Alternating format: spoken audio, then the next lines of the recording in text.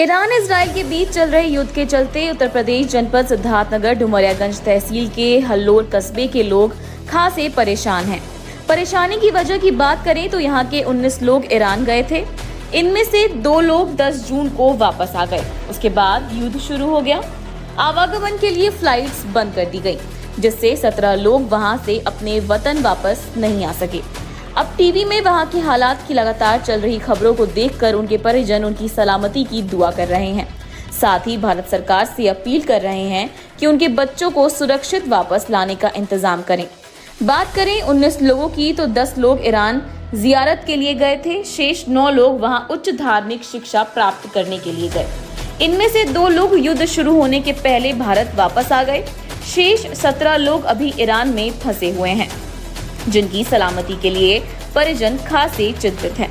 जब हमने इनके परिजनों से बात की तो उन्होंने बताया कि अभी जिस जगह पर वो लोग रह रहे हैं वहाँ कोई अटैक नहीं हुआ है, न ही कोई सायरन बजा है, लेकिन पता नहीं कब क्या हो जाए। इसलिए हम भारत सरकार से अपील करते हैं कि इस युद्ध को रोकने में मध्यस्थता कर सकते हैं तो करें, जिससे अमन शांति कायम हो सके। साथ ही हमारे लोगों की सुरक्षित वतन वापसी का इंतजाम करें, जिससे वह वतन वापस आ सके। ईरान में धार्मिक उच्च शिक्षा प्राप्त करने गए आदिल अब्बास, पत्नी फिजा फातिमा, महफूज हैदर रिजवी व पत्नी फरहीन फातिमा, नजर अब्बास, सानम फातिमा, तराना फातिमा, शीरीन जहरा, गुलाम मेहंदी धार्मिक उच्च शिक्षा प्राप्त करने के लिए वहां गए। इनमें से महफूज हैदर रिजवी बीते 10 जून को वहां से वापस आ गए, लेकिन पत्नी फरहीन फातिमा को नहीं लाए, जिससे वह वहीं फंस गई। यहां से जियारत करने के लिए गए 3 परिवारों के 10 लोग फ्लाइट्स बंद होने से वहां फंस गए हैं। इनके नाम जवाद हैदर, पत्नी मंतशा रिजवी, बेटा कुलुशुम व इब्राहिम व दूसरा परिवार हसन न्यूटन, पत्नी सानिया व इनके 2 बच्चे हुसैन व हादी व तीसरा परिवार के 2 लोग कूस्तर अब्बास व पत्नी नसरीन फातिमा फ्लाइट्स न चलने से वहीं फंसे हुए हैं, जिससे उनके परिजन यहाँ उनके लिए फिक्रमंद हैं और उनकी सलामती की दुआ कर रहे हैं। फजल अब्बास है और मैं हल्लौर का रहने वाला हूँ, डुमरियागंज सिद्धार्थनगर। फजल जी, आपके ईरान में कौन फंसे हुए हैं, कहाँ गए थे, क्या नाम है उनका? भाई है मेरे ईरान में, बड़े भाई आदिल अब्बास नाम है, और मेरी भाभी है वहाँ पे जो वहाँ रहते हैं। पिछले 3 साल से ये लोग रह रहे हैं। भाभी 6 महीने पहले गई थी और मामू गए थे, उनकी फैमिली गई थी, यानी मामू मानी और उनके 2 बेटे। तो वो लोग भी पिछले तकरीबन 10-12 दिन से वो ज़ियारत करने वाली तीर्थ यात्रा पे गए हुए थे।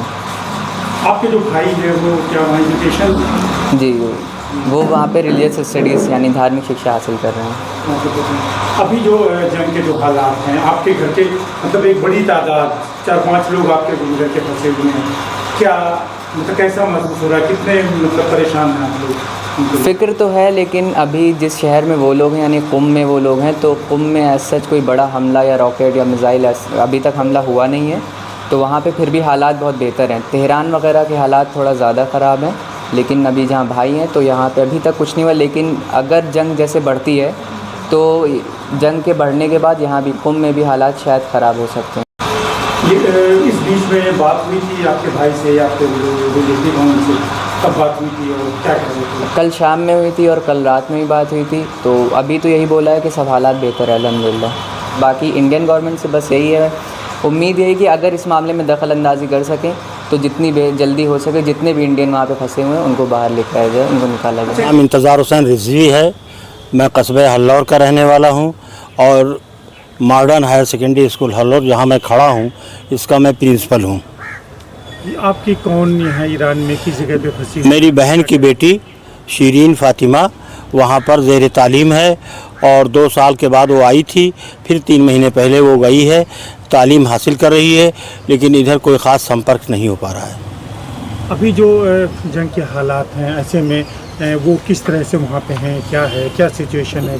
जंग शुरू होने के बाद बात हुई थी तो वहाँ पर बता रही थी कि ऐसा कुछ नहीं, हम लोग ठीक ठाक हैं, घबराने की ज़रूरत नहीं है। लेकिन हमारे दिल में घबराहट हो रही है कि जंग का दायरा बढ़ता जा रहा है। अगर हमारा बच्चा आ जाता, मेरी भांजी, और घर पहुँच जाती लड़की ज़ात होते हुए, तो हम लोगों को इत्मीनान होता। हम भारत की सरकार से निवेदन करते हैं कि वो इस एम्बेसी से खबर करते हुए उसे यहाँ लाने का प्रयास करें। क्या अब तक आपकी जानकारी में क्या एम्बेसी ने या किसी ने इन लोगों से कोई कांटेक्ट? अभी इसके बारे में कुछ मालूम नहीं है मुझे। मैं खुद प्रयासरत हूँ और परेशान हूँ। हसन अब्बास अल्लौर में रहता हूँ और हमारा बेटा वहाँ पर तालीम हासिल कर रहा था, जो ईरान के कुम शहर में है। ये कितने सालों से आपके बच्चे में? ये 3 सालों से वहाँ तालीम हासिल कर रहा है। अभी जिस तरह से यहाँ पे जंग चल रही है, सारी चीज़ें हैं, कितना परेशान हैं आप लोग? हम लोग को जाहिर सी बात, जब जंग है तो परेशानी बहुत ज़्यादा है, लेकिन अभी जो उनसे बातचीत हो रही है तो उन्होंने बताया है कि अभी यहाँ कोई ऐसा मसला नहीं है, लेकिन आने वाले वक्त में क्या होता है इसका कोई अंदाज़ा नहीं लगाया जा सकता। और एज ए गार्जियन तो आप भी चाहते होंगे ना कि आपका बेटा इन हालात में आपके पास रहे?